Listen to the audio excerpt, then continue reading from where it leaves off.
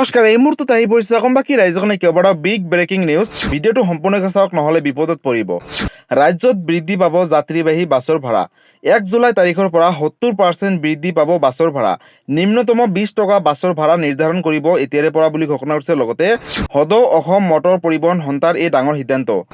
অহা 6 জুলাই তাৰিখৰ পৰা অসমত বিধানসভা অধিৱেশন আৰম্ভ হ'ব। পূৰ্ণাংগ বাজেট জুলাই মাহতে গ্ৰহণ কৰিব পৰা হ'ব।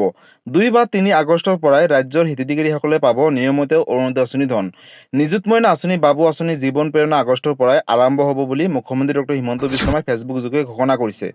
ফেচবুক লাইভত আৰু কয় যে অহা 1, 2 আৰু 3 জুলাই তাৰিখে ৰাজ্যৰ গুৰুত্বপূৰ্ণ দিন হ'বলৈ গৈ আছে। এই 3 দিনত বিদেশী আলহীক আদৰিবলৈ সুযোগ পোৱাৰ সম্ভাৱনা। প্ৰধানমন্ত্ৰী নৰেন্দ্ৰ মোদীয়ে এই 3 দিনত অসম ভ্ৰমণৰ সম্ভাৱনা দেখিবলৈ পোৱা গৈছে। গুৱাহাটী বিমানবন্দৰৰ পৰা গুৱাহাটী বিশ্ববিদ্যালয়লৈকে হ'ব উৰণ সেতু। 7-8 মিনিটতে জালুকবাৰীৰ পৰা বিমানবন্দৰত উপস্থিত হ'ব পাৰিব এতিয়াৰে পৰা জনতা। কেন্দ্ৰীয় চৰকাৰে এই প্ৰস্তাৱক অনুমোদন নিশ্চিত প্ৰদান কৰিছে বুলি মুখ্যমন্ত্ৰীয়ে ঘোষণা কৰিছে। লগতে অসমৰ 4বিধ পৰম্পৰাগত সামগ্ৰীলৈ GI টেগ। কাৰ্বি আংলৰ হস্ততাঁত সামগ্ৰী, অসমৰ বিহু পেপালৈ স্বীকৃতি, অসমৰ বাঁহ শিল্প আৰু দেউৰী হস্ততাঁত সামগ্ৰীৰ GI স্বীকৃতি প্ৰদান কৰিলে। নাবাৰ্ডৰ সহযোগিতাই এই স্বীকৃতি প্ৰদান কৰিলে ৰাজ্যবাসীৰ বাবে এটা ডাঙৰ খবৰ। মন্ত্ৰী পীযুষ হাজৰিকাই ঘোষণা কৰিছে, এমাহৰ ভিতৰতে ৰাজ্যৰ লাখ লাখ কৃষকে পাব আনাৰস, বগৰী আৰু কঁঠালৰ পুলি। অনাগত দিনত APO সংখ্যা বৃদ্ধি কৰাটো হৈছে ৰাজ্য চৰকাৰৰ লক্ষ্য। অসমৰ 50% কৃষি ক্ষেত্ৰত ব্যৱস্থা কৰা হ'ব জলসিঞ্চন। ভাৰতে চলাইছে অপাৰেচন পুছবেক। পুৱাৰ ভাগতে বাংলাদেশীক পুছবেক কৰিলে প্ৰশাসনে। মানকেশ্বৰৰ ভাৰত বাংলাদেশৰ সীমান্তলৈ পুছবেক কৰিলে 6 বাংলাদেশীক। এসপ্তাহ পূৰ্বে দালালৰ জৰিয়তে অসমত প্ৰৱেশ কৰিছিল এই 6 বাংলাদেশী আৰু তেওঁলোকক চিনাক্ত কৰি বাংলাদেশী বুলি নিজে স্বীকাৰ কৰাৰ পাছতো বাংলাদেশীয়ে প্ৰৱেশ কৰাৰ বাধা বিজেপিৰ। সলনি কৰা হৈছে অসমৰ সকলো মন্ত্ৰী, বিধায়ক আৰু সাংসদৰ ব্যক্তিগত দেহাৰক্ষী। মুখ্যমন্ত্ৰী হিমন্ত বিশ্ব শৰ্মাৰ নিৰ্দেশত গৃহ আৰু ৰাজনৈতিক বিভাগৰ এই ডাঙৰ পদক্ষেপ গ্ৰহণ কৰিছে। ইয়াৰ পাছতে ভাগে ভাগে জাৰি কৰা হৈছে নিৰ্দেশনা। গুৱাহাটী পৰ্বতৰ দোকানত চলিব জৰীপ। গুৱাহাটীৰ পৰ্বতত ব্যৱসায় কৰা লোকৰ লোৱা হ'ব পৰিচয় পত্ৰ। চাহৰ পৰা ফল-মূলৰ দোকানলৈ সকলোৰে তথ্য সংগ্ৰহ কৰিব চৰকাৰে। 16 আগষ্টৰ পৰা 2 মাহলৈকে চলিব এই জৰীপ বুলি ঘোষণা কৰিছে মুখ্যমন্ত্ৰীগৰাকীয়ে। অন্ত পৰাৰ দিশে মধ্য প্ৰাচ্যৰ যুদ্ধ। শান্তি চুক্তি স্বাক্ষৰ কৰিব আমেৰিকা আৰু ইৰাণে। যুদ্ধ বিৰতি ঘোষণাৰ পাছতে পুনৰ আৰম্ভ হৈছিল যুদ্ধৰ। এতিয়া অৱসান পৰাৰ দিশে এই যুদ্ধ। দেওবাৰে শান্তি চুক্তি স্বাক্ষৰ কৰা হ'ব বুলি দাবী ট্ৰাম্পৰ। লগতে 2 আৰু 3 আগষ্টৰ পৰা পূৰ্বৰ দৰে লাভ কৰিব অৰুণোদয় আঁচনি ধন। ফেচবুক লাইভ যোগে ৰাজ্যৰ লাখ লাখ মহিলাৰ বাবে এটা ডাঙৰ খবৰ, কিয়নো যিসকল অৰুণোদয় আঁচনি হিতাধিকাৰী আছে তেওঁলোকৰ বেংক একাউণ্টত 2 বা 3 আগষ্টৰ পৰা তেওঁলোকৰ পূৰ্বৰ দৰে বেংক একাউণ্টত টকা লাভ কৰিব। লগতে ভাৰতৰ হাতত পুনৰ পৰাস্ত হ'ল পাকিস্তান। মহিলা T20 বিশ্বকাপৰ প্ৰথম মেচতে ভাৰত জয়। প্ৰথমখন মেচতে পাকিস্তানৰ বিৰুদ্ধে বৃহৎ জয়। পাকিস্তানক 65 ৰানৰ ব্যৱধানত পৰাস্ত কৰিলে ভাৰতে। প্ৰথমতে বেটিং কৰি ভাৰতে দিছিল 171 ৰানৰ টাৰ্গেট। লগতে ৰাহুল গান্ধীৰ জন্মদিনত নিবনুৱা যুৱক যুৱতীসকলে পাব এটা ডাঙৰ সুযোগ। হ'ব কংগ্ৰেছ মহা ৰোজগাৰ মেলা। গতিকে ইউবৰাজ ৰাহুল গান্ধীয়ে ডাঙৰ ঘোষণা কৰিব। লগতে বিহাৰত গৈ বিহাৰীক কিবা কোৱাটো বেলেগ কথা, পাণ তামোলৰ দোকান এখনো আমি দিব পাৰিম নেকি? যিজনে অসমীয়া গো বেক দিছিল তেওঁক গ্ৰেপ্তাৰ কৰিব লাগে। আমি সকলোকে টানি অনা নাই। সন্দেহযুক্ত বাংলাদেশী আৰু অনা অসমীয়াৰ বিৰুদ্ধে বীৰ লাচিত সেনাৰ সংগ্ৰাম অব্যাহত থাকিব বুলি শৃংখল চলিয়াই মন্তব্য কৰিছে। স্থানীয় বিধায়ক উপস্থিত সমষ্টি সভা পাতি বিতৰণ কৰা হ'ব ধানৰ বীজ বুলি মন্ত্ৰী পীযুষ হাজৰিকাই ডাঙৰ সিদ্ধান্ত গ্ৰহণ কৰিছে। 6 জুলাইৰ পৰা অসম বিধানসভাৰ অধিৱেশন। 21 জুলাইলৈকে চলিব বিধানসভাৰ অধিৱেশন। আগষ্ট মাহৰ পৰা লাভ কৰিব সকলো চৰকাৰী আঁচনিৰ সুবিধা। 1 জুলাইৰ পৰা বলৱৎ হ'ব VBG ৰামজী আঁচনি ৰূপায়ণৰ বাবে 2000 কোটি টকাৰ ব্যয়। প্ৰতিখন পঞ্চায়তে লাভ কৰিব 1 কোটিকৈ টকা বুলি ঘোষণা কৰিছে মুখ্যমন্ত্ৰী ডক্টৰ হিমন্ত বিশ্ব শৰ্মাই। 18 বছৰৰ ওপৰৰ কোনো লোকে অসমত নাপাব আধাৰ কাৰ্ড। 18 বছৰৰ ওপৰৰ সকলোকে ইতিমধ্যে আধাৰ কাৰ্ড প্ৰদান কৰা হৈছে। এতিয়া বা কোনোবা যদি ব্যক্তিগত আধাৰ কাৰ্ড লাগিলে আয়ুক্তই দিব লাগিব চৰকাৰৰ অনুমতি।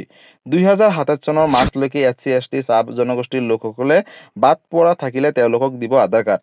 অবৈধ বাংলাদেশী অসমত আধাৰ কাৰ্ড ল'ব নোৱাৰাৰ বাবে এই ডাঙৰ সিদ্ধান্ত গ্ৰহণ কৰিছে অসম চৰকাৰে।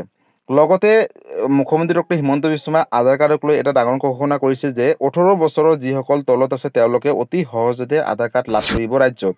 চলন্ত ট্ৰেইনৰ পৰা জাপ এজনৰ পাছত আনজন যাত্ৰী 6 গৰাকীলৈ যাত্ৰীৰ মৃত্যু ট্ৰেইনৰ পৰা জঁপিয়াই যাত্ৰীক মহতিয়াই নিলে বিপৰীত দিশৰ পৰা অহা ট্ৰেইনত জুই লগাৰ উৰা বাতৰি বিয়পাৰ পাছতে এই ঘটনা মধ্য প্ৰদেশৰ মৰণত এই ভয়ংকৰ ঘটনা ঘটিছে গতিকে যদি ট্ৰেইনত যাত্ৰী কৰিছে তেনেহ'লে আপোনালোকৰ বাবে এটা ডাঙৰ খবৰ কিয়নো লগতে জুবিন গাৰ্গৰ ঘটনাৰ বিচাৰ প্ৰক্ৰিয়া অব্যাহত আজিও অব্যাহত থাকিব সাক্ষ্য গ্ৰহণ 4 গৰাকী এজাহাৰকাৰীৰ বয়ান ল'ব আদালতে ৰাহুল গোস্বামী গৌতম ভট্টাচাৰ্য 4 সাক্ষীৰ সাক্ষ্য ল'ব আদালতে শুক্ৰবাৰে সাক্ষ্যদান সম্পূৰ্ণ নোহোৱা বাবে এইটো নতুনকৈ গ্ৰহণ কৰিছে সিদ্ধান্ত বশিষ্ঠ আৰক্ষীৰ জালত 2 কুখ্যাত চোৰ গ্ৰেপ্তাৰ মেঘালয়ৰ 14 মাইলৰ সুনীল বসুমতাৰী আৰু সুশীল থাপা জব্দ গাড়ীৰ পৰা বহু মূল্যৱান সামগ্ৰী জব্দ কৰিছে মাৰ্ঘেৰিটাবাসীলৈ ভাল খবৰ এইবাৰ ৰাষ্ট্ৰীয় পৰ্যায়ত উজলিল মাৰ্ঘেৰিটাৰ এগৰাকী বোৱাৰী পশ্চিমবংগত অনুষ্ঠিত হোৱা নেশ্যনেল য়োগা ডেন্স স্পৰ্টছ প্ৰতিযোগিতাত জয়লাভ পাৰ্লু ডু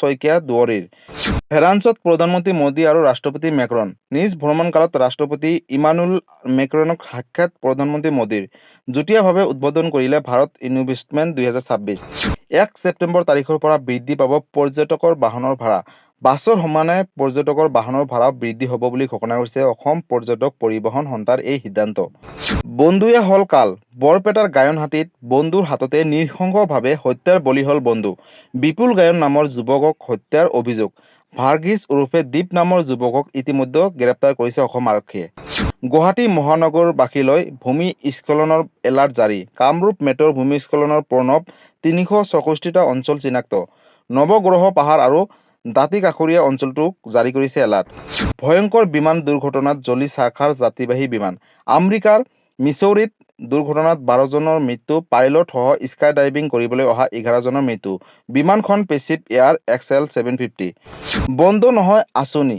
1 আগষ্ট তাৰিখৰ পৰাই চৰকাৰে পুনৰ দিব দাইল চেনি নিমখ লগতে কেইবাটাও সামগ্ৰী গতিকে ৰাজ্যৰ লাখ লাখ দুখীয়া দৰিদ্ৰ আৰু মধ্যবিত্ত পৰিয়ালৰ বাবে এটা সুখবৰ কিয়নো ইতিমধ্যে মুখ্যমন্ত্ৰী ডক্টৰ হিমন্ত বিশ্ব শৰ্মাই ঘোষণা কৰিছে যে ৰাজ্যত বন্ধ নহয় ৰেচন কাৰ্ডৰ জৰিয়তে বিনামূলীয়াকৈ সামগ্ৰীৰ লগতে যিখিনি চৰকাৰী চাকৰি আছে বা যিখিনি চৰকাৰী আঁচনি আছে সেই আঁচনিখিনি কিন্তু চৰকাৰে আগষ্ট মাহৰ 1 তাৰিখৰ পৰাই বলবৎ কৰিব কাৰণ এইকেইটা আঁচনি বন্ধ নহয় অৰ্থাৎ যদি আপুনি এগৰাকী অৰুণোদয় আঁচনি হিতাধিকাৰী হয় তেনেহ'লে পূৰ্বৰ দৰে আপোনালোকে আগষ্ট মাহৰ তাৰিখৰ পৰাই বেংক একাউণ্টৰ যোগে আপোনালোকে টকাটো লাভ কৰিব লগতে যদি ৰেচন কাৰ্ড আছে তেনেহ'লে পুনৰ দাইল চেনি নিমখ লগতে মিঠাতেল আৰু চাহপাতো লাভ কৰিবলৈ সম্ভাৱনা দেখিবলৈ পোৱা গৈছে লগতে অসমৰ মুখ্যমন্ত্ৰী ডক্টৰ হিমন্ত বিশ্ব শৰ্মাই বৃহৎ মন্তব্য কৰিলে যে অসমৰ গোটেইখিনি অৰ্থাৎ অসমৰ যিকেইটা গাঁও পঞ্চায়ত আছে গোটেইখিনি গাঁও পঞ্চায়ততে 1 কোটিকৈ টকা দিব বুলি উন্নয়নৰ বাবে দিব বুলি ঘোষণা কৰিছে লগতে ডিব্ৰুগড় হৈছে সেকেন্ড ৰাজধানী আৰু তাতে 500 কোটি টকা ব্যয় কৰি